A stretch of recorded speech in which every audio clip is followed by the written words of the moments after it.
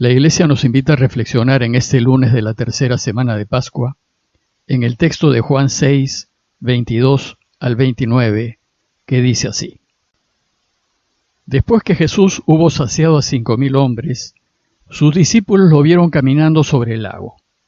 Al día siguiente, la gente que se había quedado al otro lado del lago notó que allí no había habido más que una barca y que Jesús no había embarcado con sus discípulos, sino que sus discípulos se habían marchado solos. Entretanto, unas barcas de Tiberíades llegaron cerca del sitio donde habían comido el pan sobre el que el Señor pronunció la acción de gracias. Cuando la gente vio que ni Jesús ni sus discípulos estaban allí, se embarcaron y fueron a Cafarnaúm en busca de Jesús. Al encontrarlo en la orilla del lago le preguntaron: «Maestro, ¿cuándo has venido aquí?» Jesús les contestó: «Se lo aseguro, me buscan no porque han visto signos, sino porque comieron pan hasta saciarse. Trabajen, no por el alimento que perece, sino por el alimento que perdura para la vida eterna, el que les dará el Hijo del Hombre, pues a éste lo ha sellado el Padre Dios».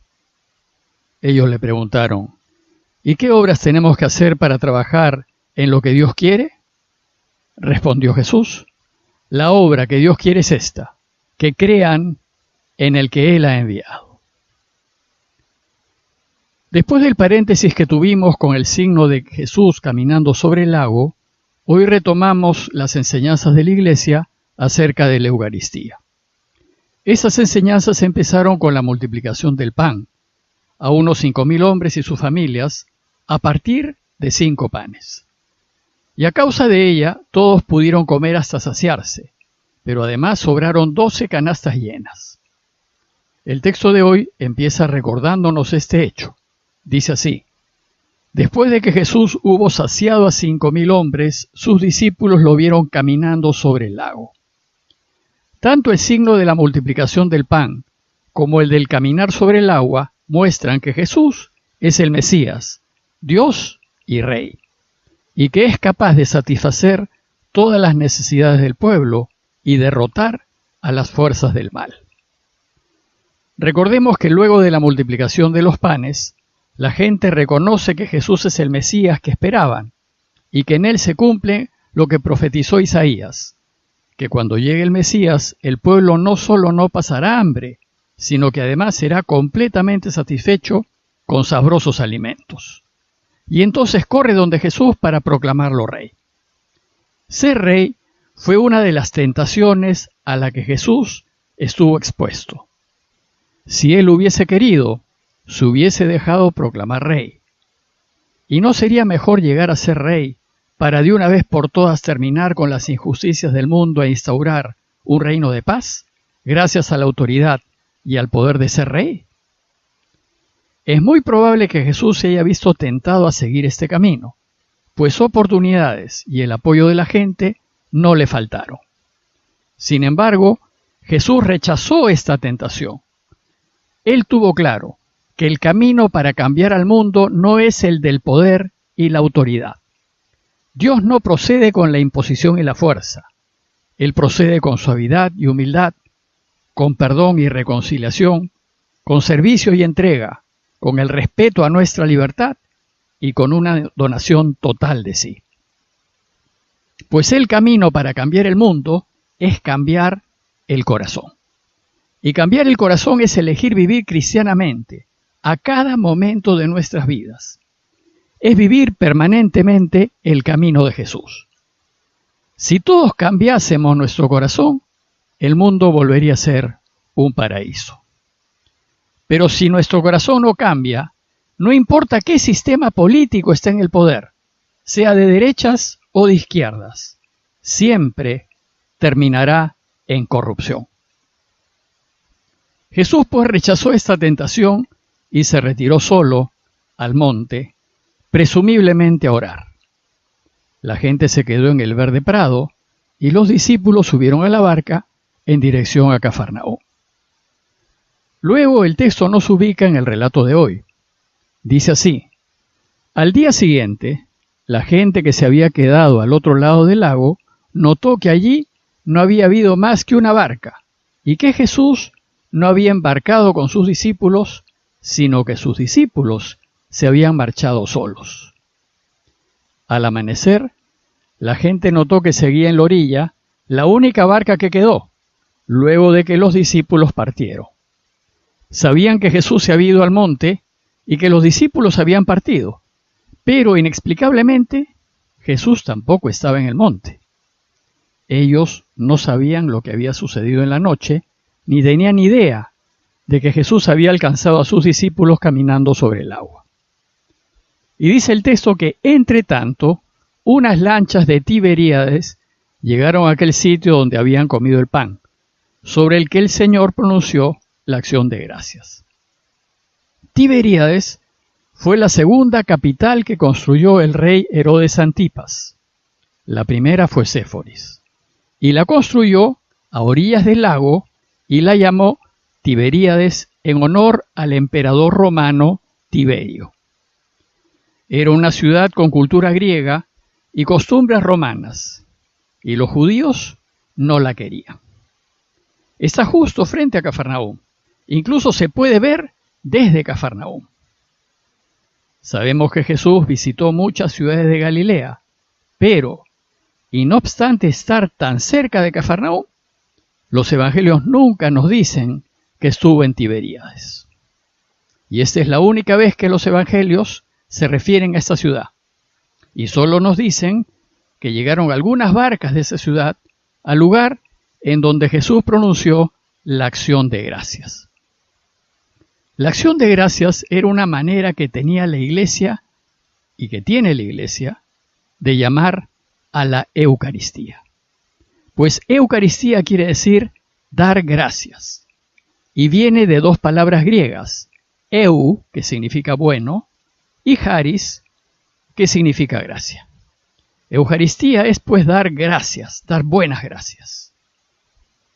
El texto continúa diciéndonos que cuando la gente vio que ni Jesús ni sus discípulos estaban allí, se embarcaron y fueron a Cafarnaúm en busca de Jesús. Ellos sabían que los discípulos se habían embarcado hacia Cafarnaúm y se fueron para allá.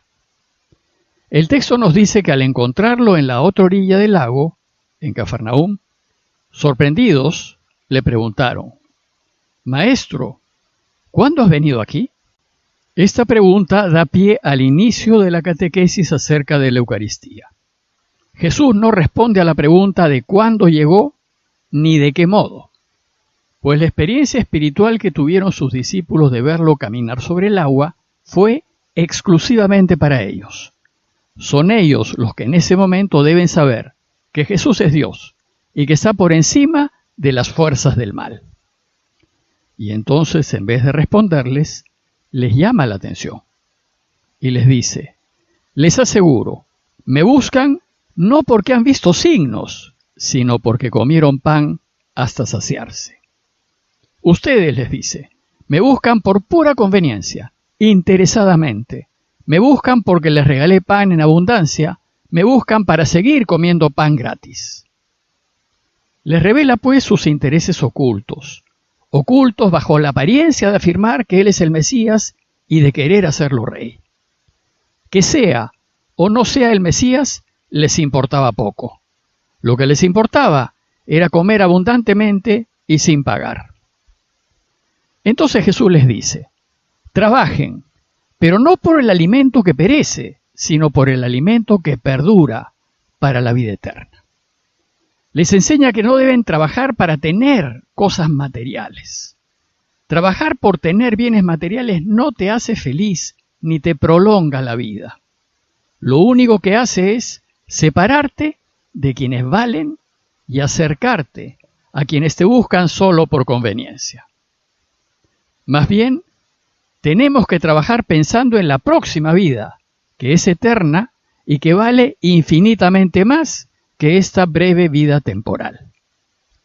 Tenemos que trabajar pensando en ganar la vida eterna, o como dice Jesús, trabajar por el alimento que perdura y que está significado por la Eucaristía. Y en esto se trabaja compartiendo lo que uno tiene, ayudando a quienes más necesitan, siendo justos en todas nuestras relaciones y siendo veraz en todo. Vivir de esta manera no solo nos hace felices en este mundo, sino que hace posible ser felices en la otra vida.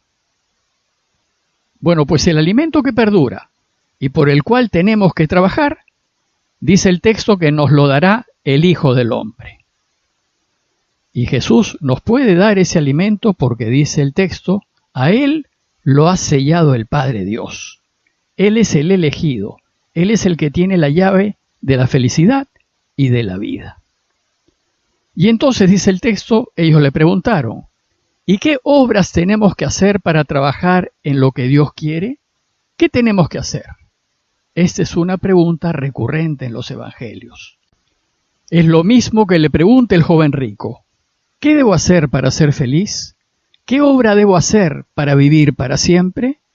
Y Jesús le responde, la obra que Dios quiere es esta, que crean en el que Él ha enviado. Creer en Jesús no es algo pasivo y que toca solo la mente, es algo activo y que toca el corazón, que nos mueve y nos pone en marcha. Creer en Él es hacerse discípulo suyo y vivir como quiere que vivamos. Es hacer por Él. Creer en Él es comprometernos existencialmente con Él. Es arriesgarnos y apostar por su camino. Es jugarnos completamente y donar nuestras vidas por su causa. En resumen, Jesús nos pide entregarnos en cuerpo y alma a hacer la voluntad de Dios. Como conclusión, los invito a hacernos algunas preguntas. Primero, ¿en qué ocasiones buscamos a Dios? ¿Lo buscamos siempre que podemos por gratitud y cariño? ¿O lo buscamos solo cuando estamos en problemas y en dificultades, cuando estamos enfermos y en peligro o pasando problemas económicos? Segundo, ¿y por qué lo buscamos? ¿Porque lo queremos y deseamos su compañía?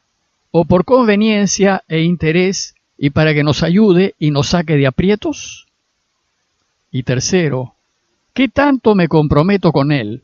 ¿Qué tanto me arriesgo a vivir su camino? ¿Qué tanto creo en Él? Pidámosle a Dios su ayuda para que nuestra motivación para buscarlo sea pura, sin mezcla de interés alguno y solo por querer estar con Él y vivir su camino sin esperar favores. Parroquia de Fátima, Miraflores, Lima.